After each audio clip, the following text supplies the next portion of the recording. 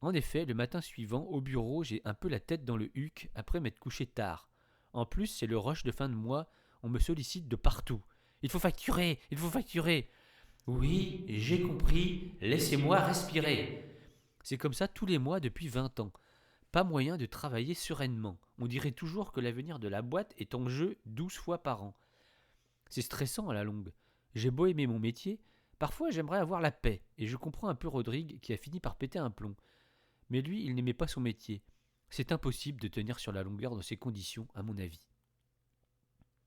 Christelle, du service ressources humaines, vient me voir pour me demander justement des nouvelles de mon collègue préféré. Je sais qu'il aurait bien voulu faire des galipettes avec elle, mais elle l'a toujours fui d'après ce qu'il me racontait.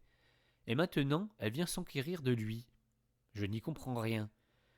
Je lui réponds que ça va, mais voyant que je suis affairé dans les chiffres et pas vraiment concentré sur ses propos, elle décide d'aller discuter avec quelqu'un d'autre. Ce qu'elle fait très souvent, je trouve. Elle ne doit pas avoir grand-chose à faire en ce moment. Comme beaucoup qui font semblant de travailler d'ailleurs. Ce sont presque toujours ceux qui disent qu'ils sont débordés qui se baladent. On les retrouve à droite et à gauche à discuter des heures et des heures. Je pense que ça les rassure de dire qu'ils ont trop à faire car quelque part, ils culpabilisent d'être payés alors qu'ils n'ont presque rien à faire.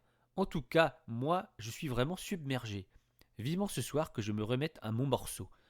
Encore que, fatigué comme je ne suis pas sûr d'être très efficace. Et en effet, à l'heure de la débauche, je n'ai qu'une envie, aller me coucher. Arrivé à la maison, je n'arrive pas à me motiver pour bosser mon morceau. Je bulle devant la télé et décide d'aller au lit à 21h30. Et pour couronner le tout, demain soir, on a répétition avec l'orchestre et je n'ai pas regardé les partitions encore une fois. Je regarderai 1 heure avant d'y aller. Quel sérieux! Roman va encore me taper sur les doigts, il va falloir que je fasse l'expert du playback avec ma guitare. Mais je ne peux pas tout faire en même temps, répéter et composer. Pas assez de temps et mon niveau n'est pas assez élevé pour ça. Mais je vais y arriver à écrire ce morceau, je le sais. Tu vas voir, Roman, je te prépare une jolie pièce qui va te clouer à ton pupitre et tu vas tomber dans mes bras totalement conquise et prête à assouvir tous mes désirs que je te rendrai bien évidemment avec le plus grand plaisir. Le tout sur une musique des plus romantiques comme dans les films d'amour. Ah là là, je suis vraiment cucu parfois. Le problème, c'est que nous préparons une série de 3 concerts que nous devons faire avec un orchestre qui vient d'Allemagne ce week-end. Plus précisément d'une petite ville dans la forêt noire qui est, selon les experts germaniques, très jolie, Freiburg. Nous devons y aller l'année prochaine s'il n'y a pas un virus qui décide de déclencher une pandémie mondiale et empêcher les gens de voyager.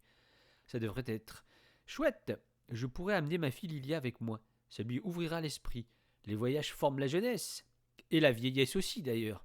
Certains n'ont jamais voyagé et quand j'entends leur discours de vieux racistes réacs, je me dis qu'il ferait mieux de bouger leurs fesses et voir comment ça se passe ailleurs.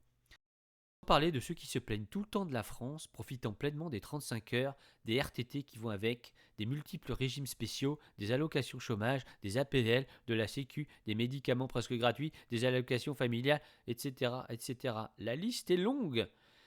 Quoi qu'il en soit, il faudrait quand même que je sois prêt parce que jouer devant un public sans connaître ses partitions, c'est très limite et vraiment pas du tout sérieux, ni professionnel. Même si je ne suis qu'amateur, il faut se comporter comme un pro.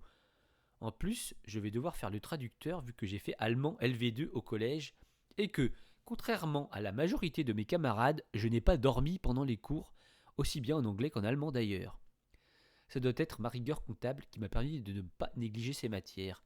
Et aujourd'hui, je suis bien content de pouvoir communiquer dans ces langues que j'utilise régulièrement au boulot, en vacances ou ailleurs. C'est toujours agréable et gratifiant de parler des langues étrangères. La journée suivante se passe comme la précédente. C'est la débauche et je dois bosser mes partitions avant de partir à la répétition.